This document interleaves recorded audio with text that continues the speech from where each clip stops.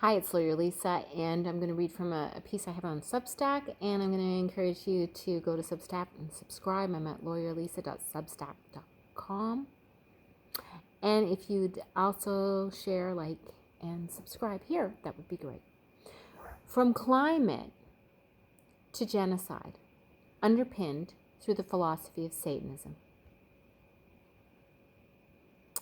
In a book called The First Global Revolution, Alexander King and Bertrand Schneider committed the ultimate coup in making man the enemy. In searching for a new enemy to unite us, I'm quoting, we came up with the idea that pollution, the threat of global warming, water shortages, famine, and the like would fit the bill. In their totality and in their interactions, these phenomena do constitute a common threat which demands solidarity of all peoples. But in designating them as the enemy, we fall into the trap about which we have already warned, namely mistaking symptoms for causes. All these dangers are caused by human intervention, and it is only through changed attitudes and behavior that they can be overcome. The real enemy, then, is humanity itself, and thus was born a philosophy that I propose as Satanism. Under the guise of this philosophy, the real enemy then is humanity itself. Many have noted that the ability to create the climate scare was born.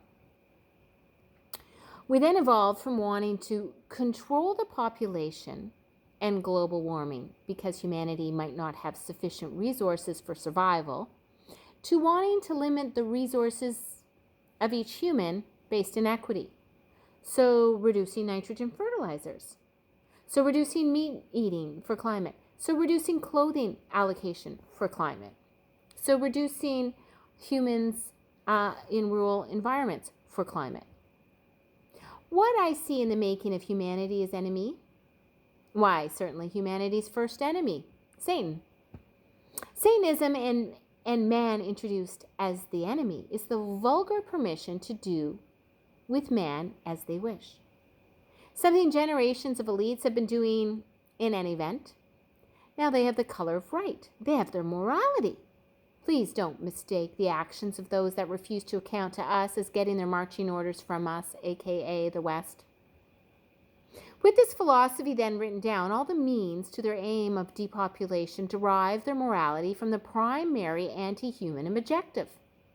Any harm in the pursuit of vice or greed or lust or murder is subsumed into the greater good of having prevented a life, and therefore the malady of man.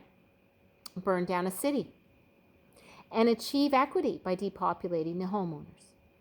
Any war or harm or sterilization or abortion or rape is justified in the view that man is the enemy of the climate. So this was their view of mankind already. Then they create the archetype of it in the climate agenda and obscure its satanic roots. But it is, at its roots, Satanism. The philosophy then becomes every life prevented, limited, sickened, or ended supports the ends of the satanic view that the planet will die at the hands of man. But by perpetuating this, all deaths are fine, then aren't they? Euthanasia is prioritized over healthcare. Abortion is prioritized over pro-family teachings in schools or communities. Sterilization and harm-based torture procedures are performed in hushed secrecy away from the scorching light of truth. Wars are premised on weaponizing and funding extremists in religion and otherwise. I have some quotes that you'll have to go straight to my Substack and to be able to watch MP Bridgen, or former MP Bridgen, describing the pedo organizations that he ratted out to the MI5. They use the children in sex trade for 3 years, and then the children are killed for their organs. The philosophy that man is evil allows evil to be done in the name of that philosophy. It is circular and self-serving. We do a disservice by not naming the root of the climate evil imposed upon us. The whole concept that came from Limits to Growth and their think tanks placed the ultimate control of man as the necessary result of humanity as the enemy. This philosophy, in turn, has enabled none other than Harari, the grand priest of the globalist collection of fools and degenerates, to claim we are at the end of human history. Not the end of history, the end of human-dominated history. History will continue with somebody else in control.